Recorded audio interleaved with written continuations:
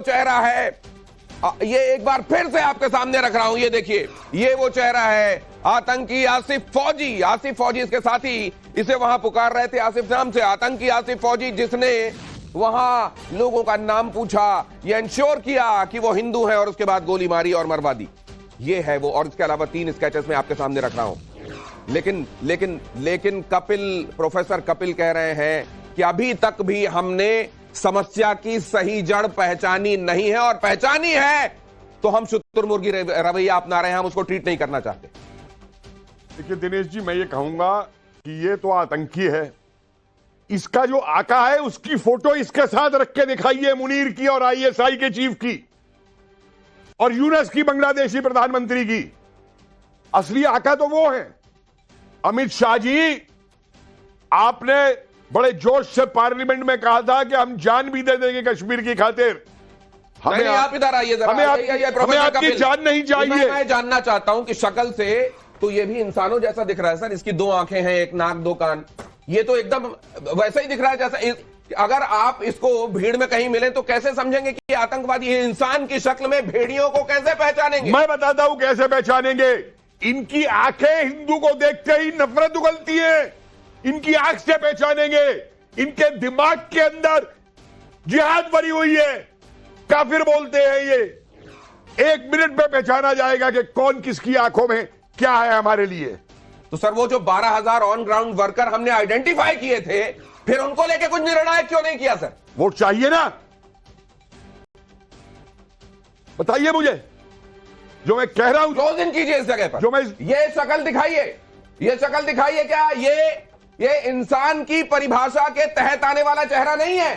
फिर इसको इंसान दिखाई नहीं देता, इसको वहां पर हिंदू दिखाई देता है जिनको ये गोलियां मारता है। दिनेश जी, वो राणा पकड़ के लाया गया ना अमेरिका से, क्या बयान दिया पृथ्वीराज चौहान ने उसके ऊपर मद्रास बंबई में? इसको फेयर ट्रायल मिलना चाहिए, वकील मिलना चाहिए। यह होता है। और इसकी इस जैसे पता नहीं कितने पल रहे हैं। मुझे एक बात बताइए, आप क्या एक हाई कोर्ट यह निर्णय देता है कि बिन लेडन की तस्वीर रखना और आईएसआई का झंडा लगाना आतंकी साबित नहीं करता?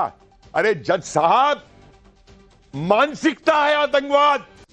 और ये लोग निकलकर सामने आएंगे और कहेंगे कि हमारा औरंगजेब हीरो है। और सुनिए, ये जो कह रहे हैं ना आतंकी का धर्म नहीं होता, नहीं, लेकिन जब आतंकी गोली मारता है ना तो दूसरे का धर्म पूछता है। इन लोगों ने यह नहीं पूछा कि तुम्हारी जाति क्या है, इन्होंने यह भी नहीं पूछा कि तुम किस राज्य के रहने वाले हो, इन्होंने सिर्फ यह पूछा कि तुम्हारा धर्म क्या है, और गोली मार दी। राणा साहब देखिए, आपको समझना पड़ेगा कि लेफ्ट लिबरल गैंग ने ऑलरेडी एक नैरेटिव शुरू कर दिया है, टेररिज्म वर्सेस टूरिज्म।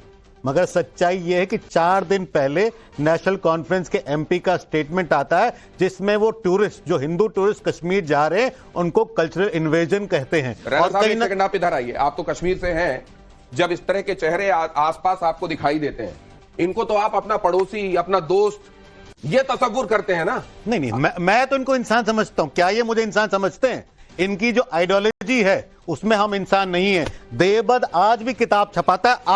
आज आप देवबंद जाइए, उनकी लाइब्रेरी में किताब मिलेगी जहां पे वो कहेंगे कि काफिर इंसान नहीं है, उसको मारना सबसे बड़ा फर्ज है एक मुसलमान का। अगर आप इस देश में देवबंद को ऐसी किताब अलाउ करते हैं तो क्या होगा? यही होने वाला। आप ये कह रहे हैं कि इनकी निगाहों में आप और मैं वाजिबुल कत्ल हैं? बिल्कुल है, वाजिबुल कत्ल। और आप समझिए, ये टेररिज्म वर्सेस टूरिज्म नहीं है, ये गजवाए हिंद वर्सेस भारत है।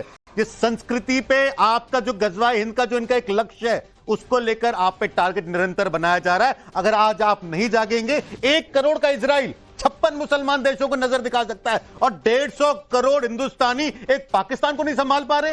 ये हमें शर्म आनी चाहिए कि हम अपने आप को 3rd लार्जेस्ट इकोनॉमी कहते हैं, हमारे पास 15 लाख की फौज है, मगर एक टुच्चे से पाकिस्तान को हम हैंडल नहीं कर सकते। इससे ज्यादा क्या शर्म हो सकती है? हम देवबंद में बैठे 50 मौलवियों को हैंडल नहीं कर सकते। क्यों नहीं हम बंद करवाते वो किताब? क्यों नहीं फतवा आलमगिरी, जो हिंदुओं के खिलाफ इतना जहर उगलती है, उसको बंद करवाते हैं? और फतवा आलमगिरी हिंदुओं के खिलाफ जहर उगलती है, मगर पर्सनल लॉ में, मुस्लिम पर्सनल लॉ में सबसे इंपॉर्टेंट किताब है ये। लेकिन अगर ऐसा है तो फिर जनरल बख्शी, मैं आपसे जानना चाहता हूं कि अब नहीं तो कब? इस सरकार में नहीं तो कब? नहीं तो एग्जैक्टली मैं वही कह रहा हूं। मैं कह रहा हूं साहब कि जनरल आसिम मुनीर ने 3 दिन पहले आपके खिलाफ एक सिविलाइजेशनल वॉर डिक्लेयर कर दी। बोला हिंदू मुसलमान साथ नहीं रह सकते, मारो कत्ल करो, यही एक सोल्यूशन है। और आज वो कल आपकी सोल्यूशन उसने ग्राउंड पे दिखा दी, ये कार्टून नेटवर्क भेज के, ठीक है। और हम लोगों यहाँ हमको बताया जा रहा है कि साहब ये 4-6 है बीमारी, हम इनको खत्म कर देंगे। You bloody well do that, फर्ज है आपका, आर्मी का, पुलिस का, पैरामिलिट्री का फर्ज है ऐसे लोगों को जमीन के 6 फुट नीचे गाड़ना। लेकिन will that end the problem? No. आपको उसके लिए बड़ा कदम उठाना पड़ेगा, बिगर देन उड़ी, बिगर देन बालाकोट, ठीक है। और हम बड़ी देर से कह रहे हैं कि पीओके हमारा है, बिल्कुल हमारा है। ये है मौका आपके पास उसको लेने का, जस्टिफाई पूरी दुनिया